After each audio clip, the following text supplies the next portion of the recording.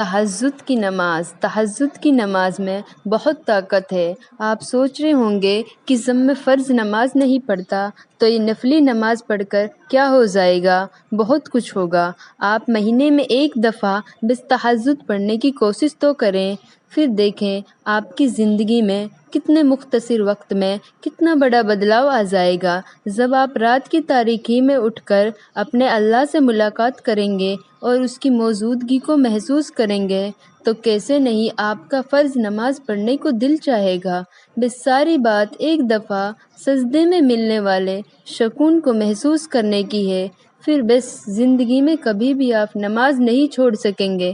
اللہ آپ کو نماز چھوڑنے ہی نہیں دے گا، آپ کا دل بہلا کرے گا، آپ کی روح آپ کو اکسایا کرے گی کہ اللہ سے ملنا ہے میں نے، اور آپ کے پاؤں آپ کو گھسیٹتے ہوئے جائے نماز پہ لا کر کھڑا کیا کریں گے۔ رسول اللہ صلی اللہ علیہ وسلم نے فرمایا کہ ہمارا پروردگار بلند برکت والا ہے۔ اللہ ہر رات کے وقت آسمان اور دنیا پہ آتا ہے جب رات کا آخری تہائی حصہ رہ جاتا ہے، اور پھر وہ کہتا ہے کوئی مجھ سے دعا کرنے والا کہ میں اس کی دعا قبول کروں، ہے کوئی مجھ سے مانگنے والا کہ میں اسے دوں، ہے کوئی مجھ سے بخشش طلب کرنے والا کہ میں اس کی بخشش کروں، ہے کوئی مجھ سے مانگنے والا کہ میں اس کو دوں۔ جب اللہ تعالیٰ خاص طور پر آپ کو مخاطب کر کے یہ فرماتا ہے تو کیسے آپ کو وہ نہیں دیا جائے گا جو آپ چاہتے ہیں؟ رات کے آخری حصے میں بیٹھ کر اللہ پاک سے ہدایت مانگے، اللہ آپ کو ضرور ان عبادتوں تک لے جائے گا جن سے عبادت کا حیات ہوتا ہے۔ تہجد کو اپنی زندگی میں شامل کر لیں، یہ آپ کو ان لوگوں میں شامل کروا دے گی جو اللہ کو سب سے پیاری ہے۔ دل بدلنے کی نیت سے تہجد پڑھیں گے تو دل بھی بدلے گا اور حالات بھی۔ اور ایک بات یاد رکھیے کہ تہجد تو اس نصیب سے بھی لڑ جاتی ہے جس کے سامنے تمہاری دعائیں بے بس ہو جاتی ہیں۔ تہجد پڑھنے والوں کے لیے تو غیب سے معجزے اتارے جاتے ہیں۔ تہجد کی دعائیں تو معجزوں کا عکس ہوتی ہیں۔ فرض پر اگر ہاتھ اٹھاؤ گے تو عرش پر اللہ کو پاؤ گے۔ اللہ تو بن مانگے خواہشیں پوری کر دیتا ہے، تو مانگنے پر پھر معجزے ہی دے گا نا۔ تم کیا سمجھتے ہو کہ وہ تمہاری خواہش پہ کن نہیں فرما سکتا؟ وہ جو تمام خزانوں کا واحد مالک ہے، وہ جسے بن مانگے سب کچھ تمہیں عطا کیا ہے، کیا وہ تمہاری یہ خواہش پوری نہیں کر سکتا؟ سنو یہ تمہارا امتحان صبر اور یقین کا ہے۔ صبر رکھو، سب کچھ اچھا ہوگا۔ جب اللہ سبحانہ و تعالی کسی بندے کو اپنے قریب کرنا چاہتا ہے تو اس کو ایسی چیز کی طلب میں لگا دیتا ہے جو اس کے نصیب میں نہیں ہوتی۔ کیونکہ جب وہ انسان اسے نہیں ملتا تو وہ انسان خوب روتا ہے، زاروں قطار روتا ہے، اپنے نصیب پر بھی روتا ہے، اپنی قسمت پر بھی روتا ہے، دعائیں کرتا ہے، روزے رکھتا ہے، دعائیں کرتا ہے۔ جب انسان کوشش کر کر کے ہار چکا ہوتا ہے تو اسی وقت اسے اللہ کا قرب حاصل ہو جاتا ہے۔ اللہ نے اسے دکھا دیا ہوتا ہے کہ اس کے سوا اس کا کوئی اور نہیں۔ اللہ نے سارے رشتے کی حقیقت عیاں کر دی ہوتی ہے جس سے ہمیں محبت ہوتی ہے۔ اب اس چیز کی طلب ہی باقی نہیں رہتی، دل ضد نہیں کرتا، دماغ کو سکون مل ہی جاتا ہے، اب اسے اللہ کو راضی کرنے کی فکر لگی رہتی ہے۔ بہت خوب محنت کرنے کے لیے تہجد کی نماز ضرور ادا کریں۔ اللہ پاک تہجد میں مانگی گئی دعاؤں پہ ضرور کن فرماتے ہیں۔ بہت خوش نصیب ہے وہ شخص جسے اللہ کی محبت حاصل ہو جائے۔ کچھ لوگ اسی لیے بھی دعا مانگنا چھوڑ دیتے ہیں کہ وہ سمجھتے ہیں کہ نصیب تو لکھا جا چکا ہے، ہوگا وہی جو نصیب میں ہے۔ لیکن کبھی یہ سوچا ہے نصیب کا لکھا ہی سب کچھ ہوتا تو اللہ دعا مانگنے کا اختیار ہی کیوں دیتا؟ دعا مقدر تو کیا نصیب کے لکھی کو بھی ٹال سکتی ہے۔ ہاں نصیب لکھا جا چکا ہے، لیکن یقین مانو دعا نصیب کو بدلنے کی بھی طاقت رکھتی ہے۔ دعا تو پہاڑ کو اس کی جگہ سے سرکا بھی سکتی ہے، دعا تو دو بچھڑے ہوئے کو ملا بھی سکتی ہے، دعا تو تمہاری آزمائش کا وقت ختم بھی کر سکتی ہے، دعا تو تمہاری تکلیف اور پریشانیوں کو خوشیوں میں بدل کر رکھ دیتی ہے۔ دعا میں اتنی طاقت ہے، انسان کا کام صرف سوچنا ہے کہ ایسا کر لیں گے ویسا کر لیں گے، اور جب زندگی ہماری امیدوں کے مطابق نہیں چلتی تو ہم پریشان ہو جاتے ہیں، لیکن نصیب اور مقدر کا پتہ تو صرف اللہ کو ہی ہے۔ آگے کیا ہونا ہے، کیسے ہونا ہے، یہ سب اللہ کو پتہ ہے، ہمارے تو صرف اندازے ہوتے ہیں زندگی کو لے کر، پتہ تو کسی کو بھی کچھ بھی نہیں ہوتا، تو کل کو لے کر کیوں پریشان ہے، کیوں یہ سوچ سوچ کر فکر مند ہو کہ اگر ایسا نہ ہوا تو کیا ہوگا۔ جہاں چیزیں انسان کے بس سے باہر ہونے لگیں وہیں پر دعاؤں کے بس چلنے لگتے ہیں۔ تمہاری مانگی ڈھیر ساری دعائیں اللہ کے پاس جا کر تمہارے خوبصورت نصیب کی سفارش کرتی ہیں، کیونکہ دعائیں تو ہیں جو مقدر کو خوبصورت بنا سکتی ہیں۔ سب کہتے ہیں کہ اللہ دکھ اسی کو دکھاتا ہے جس سے وہ پیار کرتا ہے۔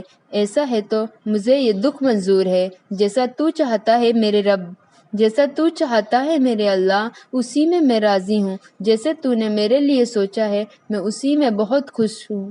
میں وعدہ تو نہیں کر سکتی یا اللہ، لیکن میں کوشش کروں گی۔ تیرے بنایا ہوا یہ دل کبھی کبھی کمزور پڑ جاتا ہے، اس لیے میں ہمیشہ کوشش کرتی رہوں گی کہ اپنے غموں پہ مسکرانے کی۔ ہاں رونا تو آ جاتا ہے، رو بھی لوں گی، لیکن تجھے ناراض نہیں کروں گی، تجھ سے کبھی شکوہ نہیں کروں گی انشاءاللہ۔ تم کہتے ہو کہ درد اب برداشت سے باہر ہو گیا، اور اللہ کہتا ہے کہ وہ کسی جان پر اس کی طاقت سے زیادہ بوجھ نہیں ڈالتا۔ تم کہتے ہو کہ یا اللہ میں ہی کیوں؟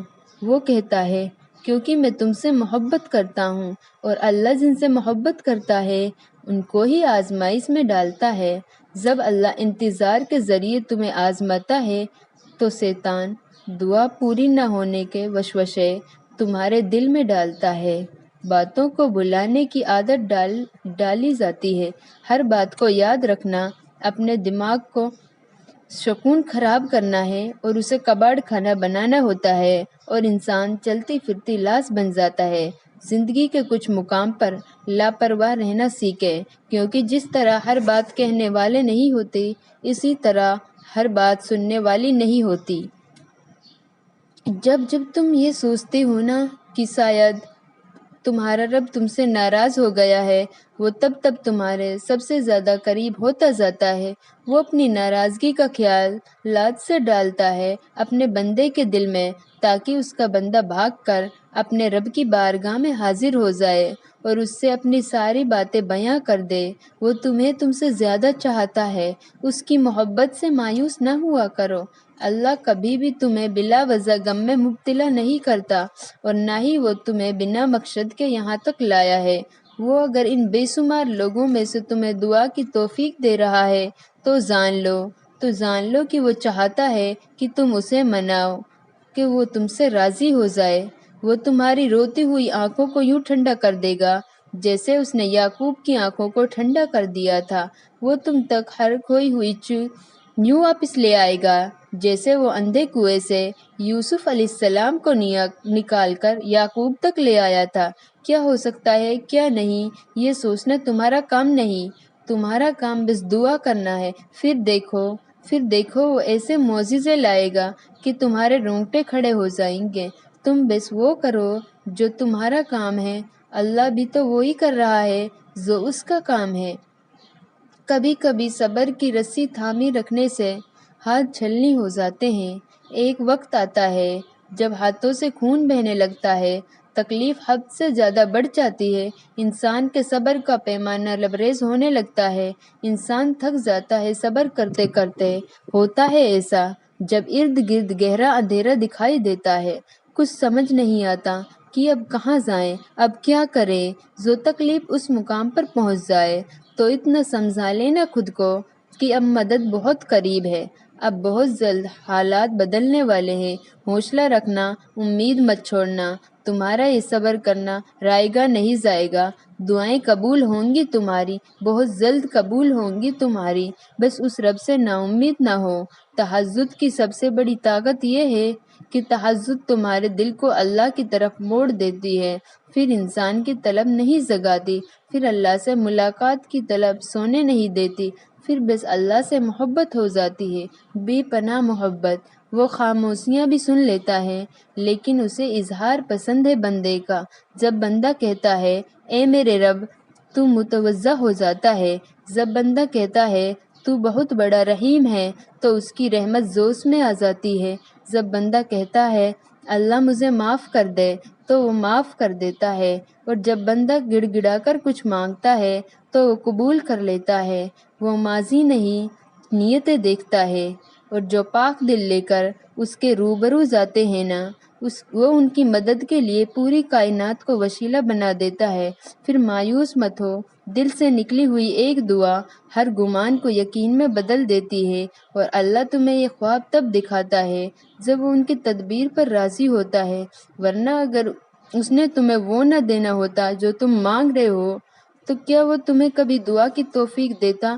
کوئی بھی چیز جس کی امید آپ دوسروں سے کرتے ہیں، پہلے اسے خود میں پیدا کرو۔ اگر آپ وفا چاہتے ہیں تو پہلے خود وفادار بنیے، اگر آپ مخلصی چاہتے ہیں تو پہلے خود مخلص بنیے، اگر آپ اچھے اخلاق کی امید رکھتے ہیں تو پہلے اپنے اخلاق بہتر کیجیے، اگر آپ کسی اچھے شخص کی تلاش میں ہیں تو پہلے خود کو جانیے اور خود کو اچھا بنائیں۔ اللہ سے شدت سے دعا مانگتے رہو نا، لیکن ابھی تک قبول نہیں ہوئی تو اداس مت ہو۔ ایک تو اللہ تمہیں مانگتا دیکھ کر خوش ہو رہا ہے، دوسرا وہ تمہیں بہترین وقت پر دینا چاہتا ہے۔ تم یقین کے ساتھ دعا کرتے رہو، قبولیت ضرور ملے گی انشاءاللہ۔